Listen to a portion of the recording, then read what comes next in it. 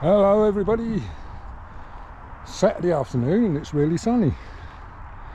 I'm out for a ride on the Interceptor, as you guessed from the title. Well, what is that title all about?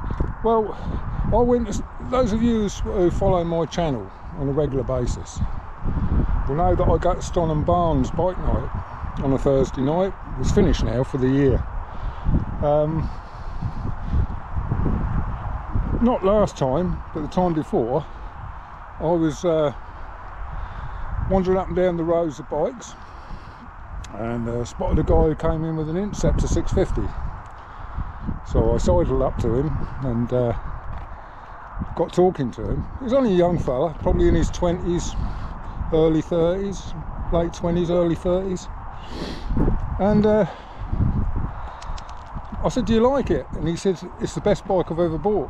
I said, "Did you buy it new?" He said, "Yeah." I put my name down before it even came into the country. And I looked and it was a 2018 one. So it's an early one. And he said, "They're fantastic bikes. They've got a 6-speed box." I said, "Yeah, I know." He said, "Oh, you done your homework then?" I said, "A little bit, yeah." So I said, "You're in love with it then?" He said, "Yeah, I'm in love with it."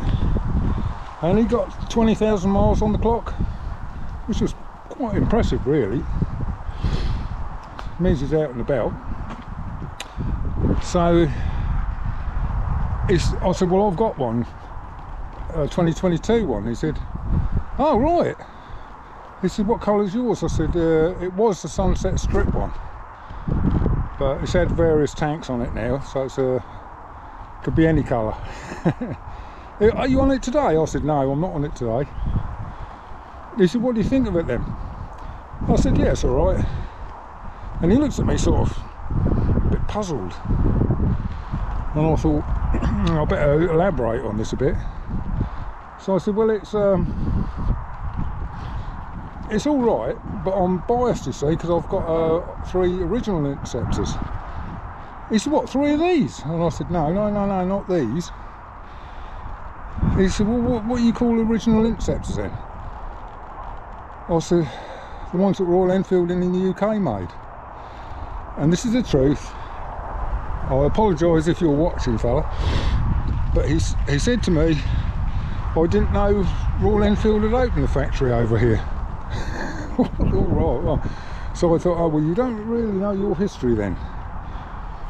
So I said, so he said, "What are you calling the original Interceptors?" He said, "Because this is an original Interceptor." I said, No. I said, the very first Interceptors were made in 1960. "Well, I've never seen one." "Ah, just because you haven't seen one doesn't really mean that they didn't make them." He said, "Well, how come if they made them, I'd have seen one?" I said, "Would you? They didn't make many. They're only a small firm, Royal Enfield." So anyway, cut a long story short, I suddenly realised that he had got no idea, he'd never even heard of the original Interceptors. So I thought, I wonder how many more people are like that. I mean, the last Interceptor rolled off the production line in 1970.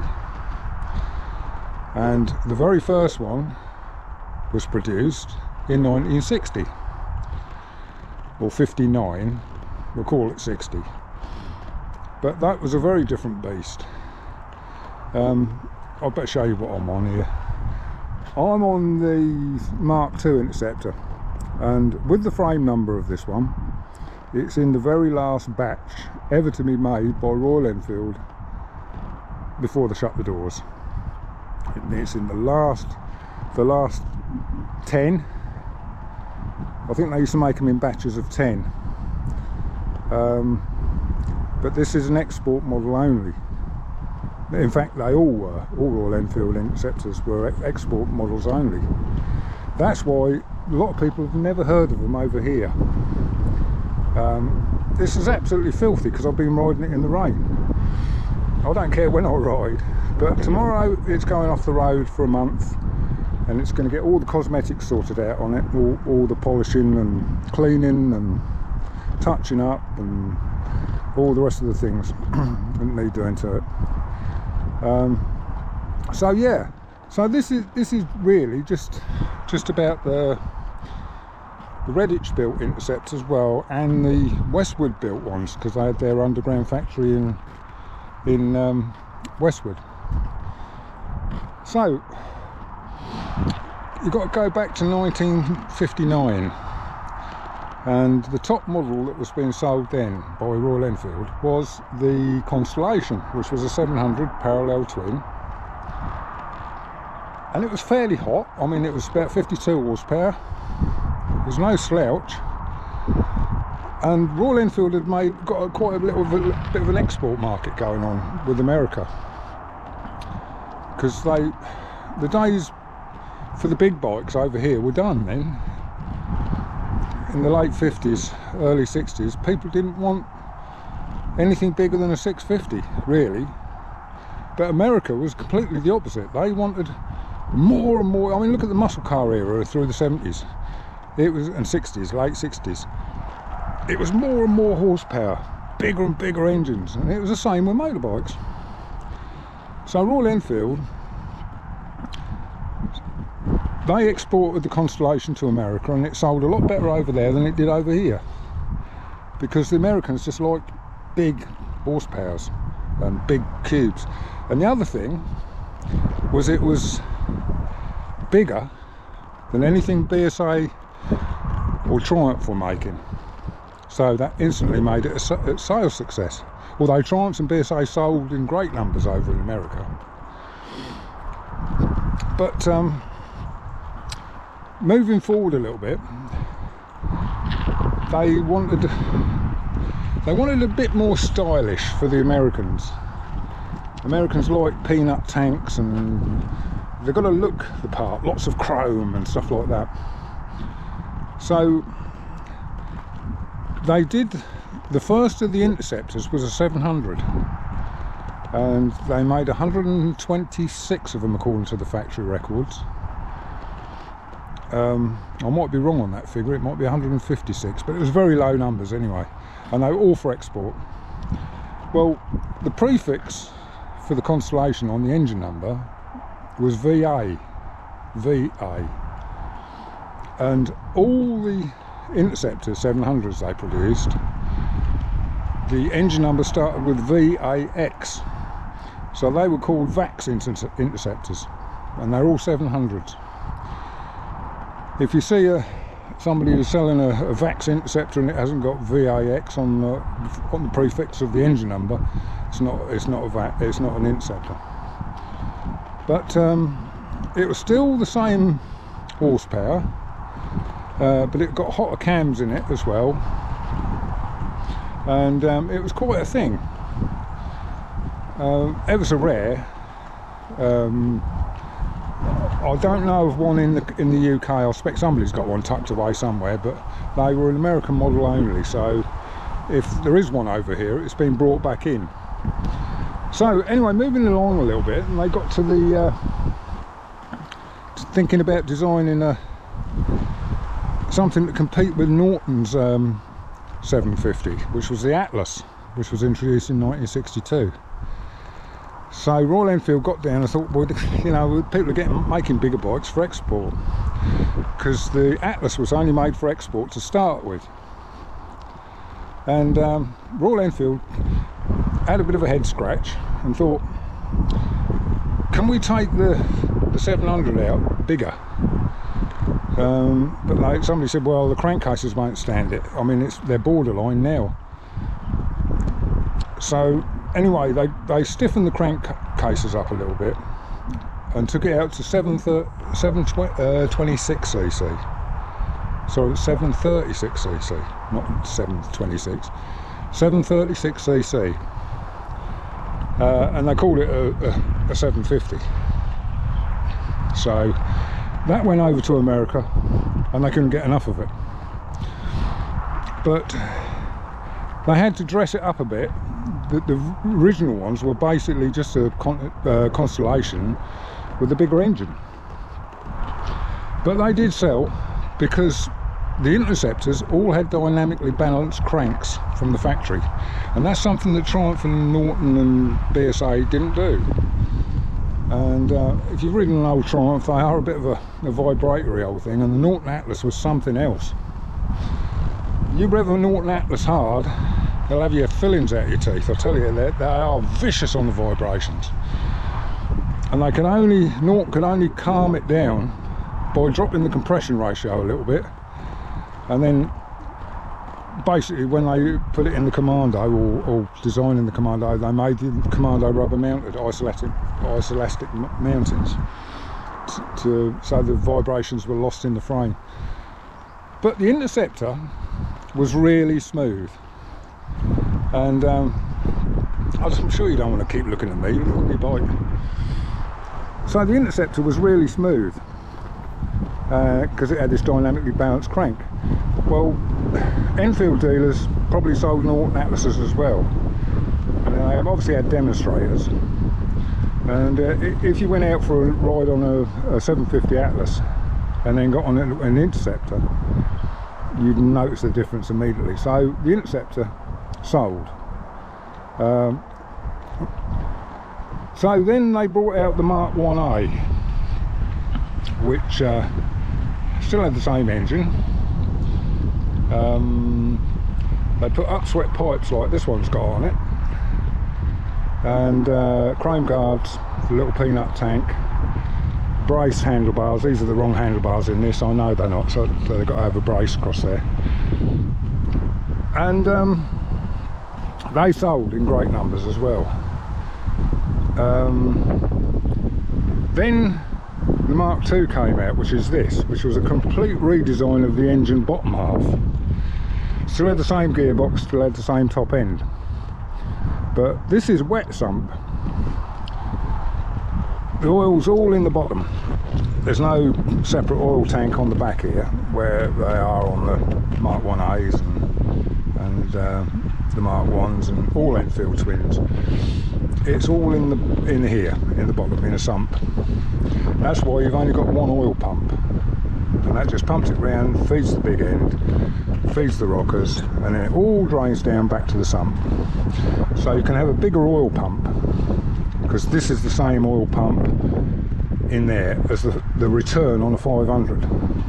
Plus the oil pump is driven at a 6th engine speed, where the bullets are only driven at a 12th engine speed, so they're running the pump shaft twice as fast. So yes, so this one is the last of them, and I know that everybody, well, loads of people have heard of the original Interceptors, but they're very few and far between. You don't ever see them on the road. I've not seen another one on the road for absolutely years.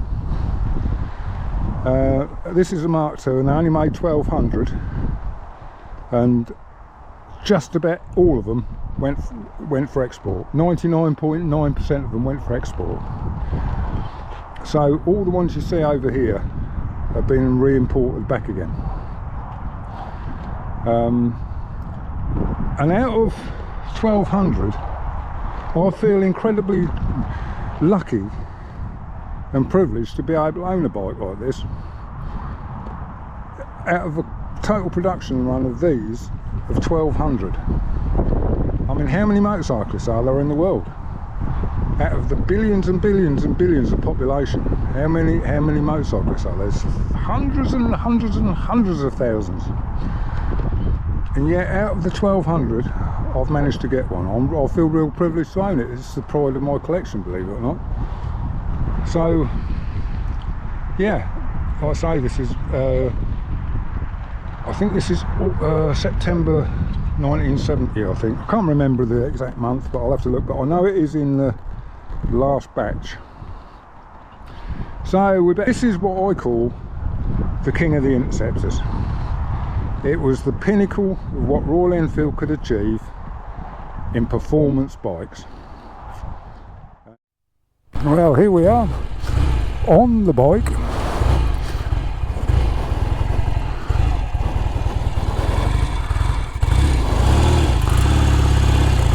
I'm not sure I've got the tick over set on this right yet.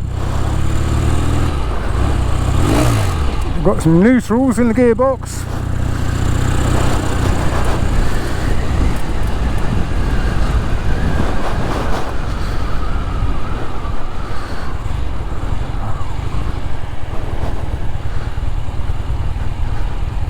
I'm just going to pull up here a second.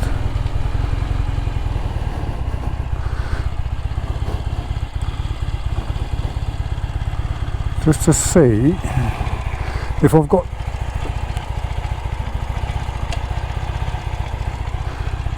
the microphone plugged in. I don't think I have. I'm a bit good at that.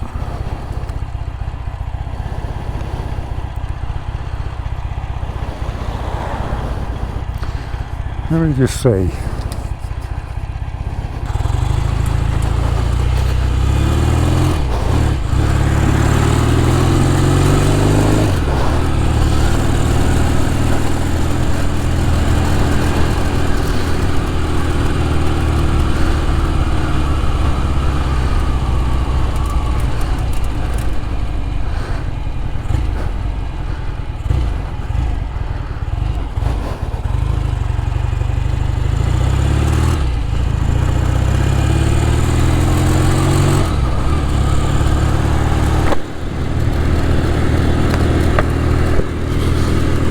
See if I can get my visor shut, that's better.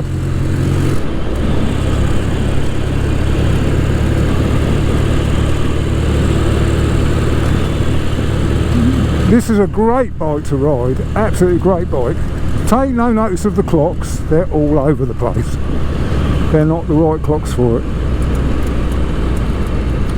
This is where the fun starts because it's all closed in here.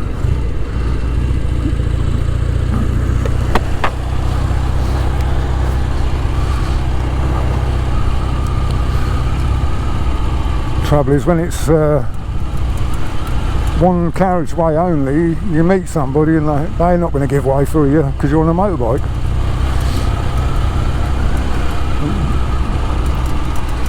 Hello, what's this? Big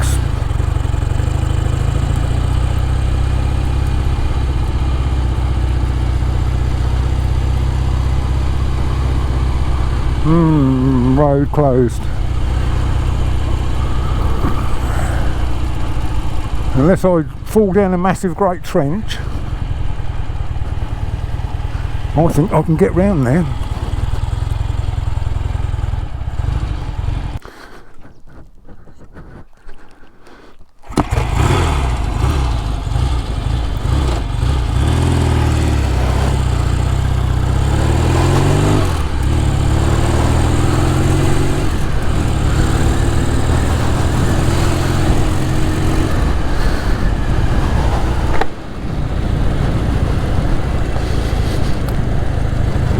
The GoPro seems to be cutting the visor off, so I can't shut it half the time.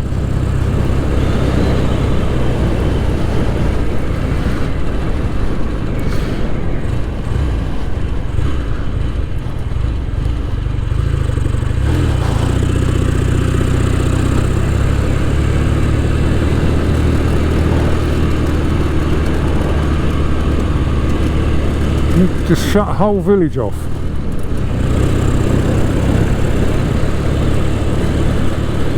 Yeah, this is a lovely bike to ride at the end of the day. It handles well, goes well, stops well. And it's just as capable of bumbling around the back roads as it is scorching down a motorway. I think it will pull another tooth on the gearbox sprocket. I might upgrade it.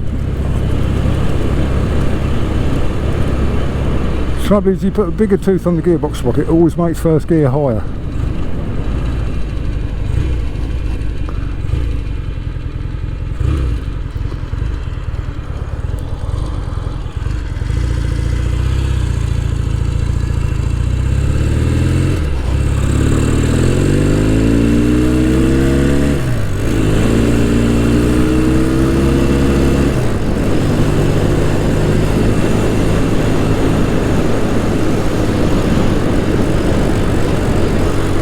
going to turn off down here.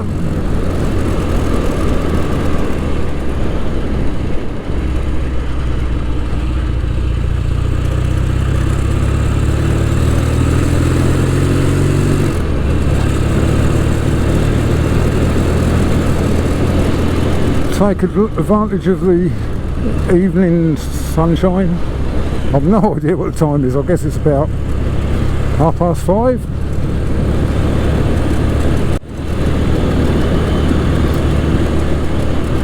The other thing about this bike, it's about 2.5 gallon, maybe 3 gallon tank. It's ever so cheap to run. Doesn't use much petrol. If you're riding it around just doodling about like I am, it doesn't use much at all.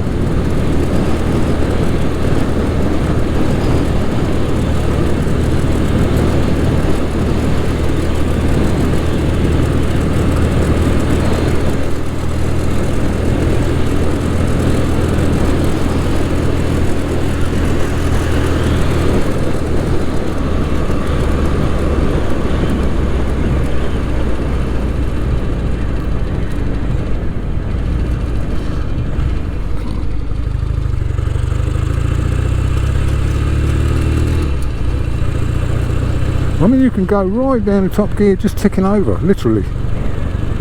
And if you open the throttle, it pulls like a train. It should do. I mean, it's a 750, isn't it?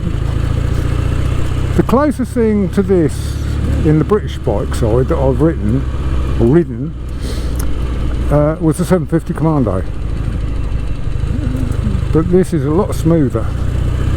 Even with the isomatic suspension, this is still smoother. So this is one of the great underrated bikes that not many people know very much about. Just so flexible. It's like a traction engine, you know. It just pulls without any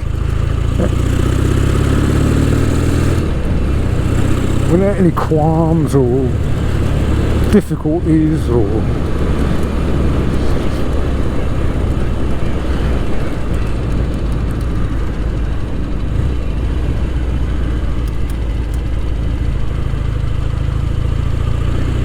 and it makes me feel good riding this bike, to be quite honest with you. It's just nice thing to live with, you know. It's just a lovely bike. I've wanted one of these since I was a kid. I saw one once. It was a bloke who parked and went into a shop, and I was looking at his bike, and I'll never forget it. It was one of these.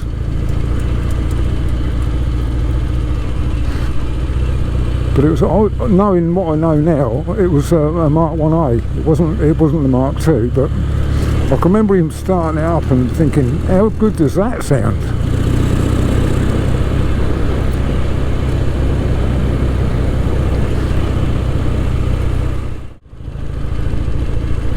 The road that never dries.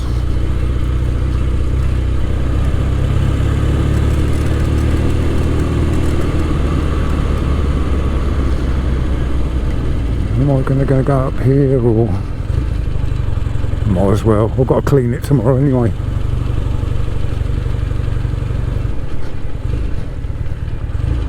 Thanks for slowing down, mate.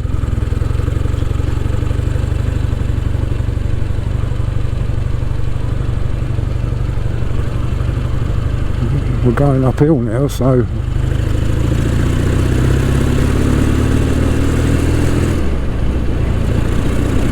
no trouble at all for this bike.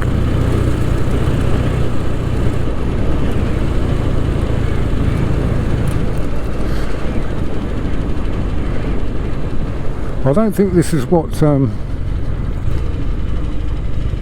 Royal Enfield designed this bike for, these back roads, but it does it fine. I've got no problems doing the little back roads like this because the engine's flexible enough to be able to do it in top gear most of the time.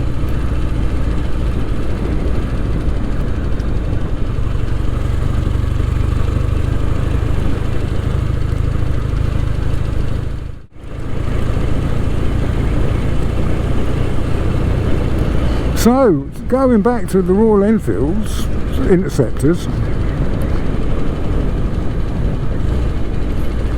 Royal Enfield in India never made a twin. All the years, all they knew how to do was make bullets. And they did that from 1954 right up to 2008 was the last of the old cast iron bullets. So there's no heritage in that bike as far as I'm concerned, and I've got one, so it's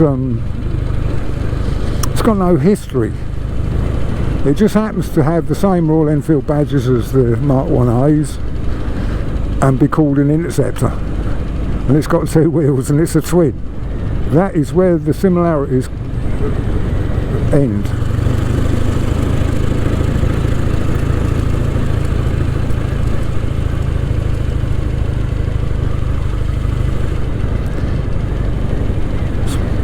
It'll nearly turn the lights on, I think.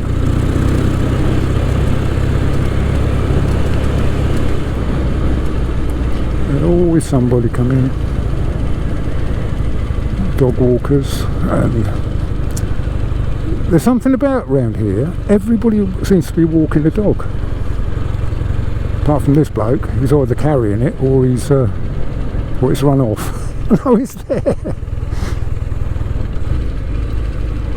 There's something about dog walking down here.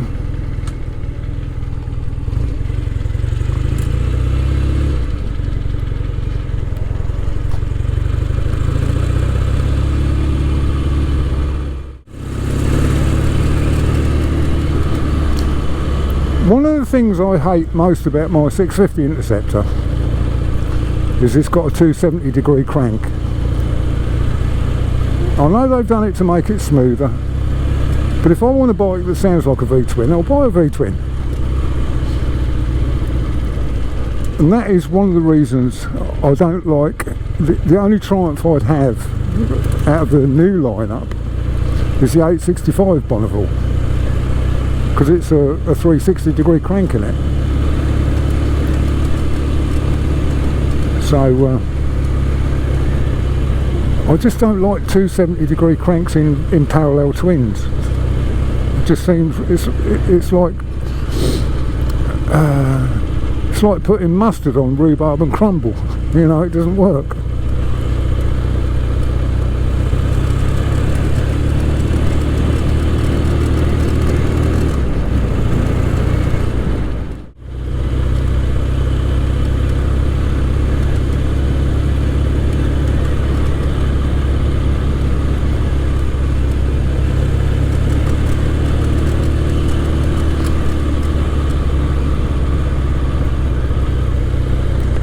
I'm going to find a little place and stop.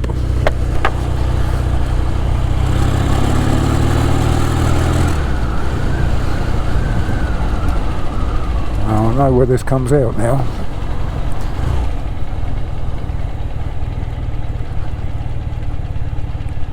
So I'm going to stop here. So I'm going to cut you off there because this video has gone on for several decades now, so I'll catch up. I'm going to have to edit it to death, so hopefully it won't be as long as it has been actually filming it. So okay, I'll see you all later. Bye bye.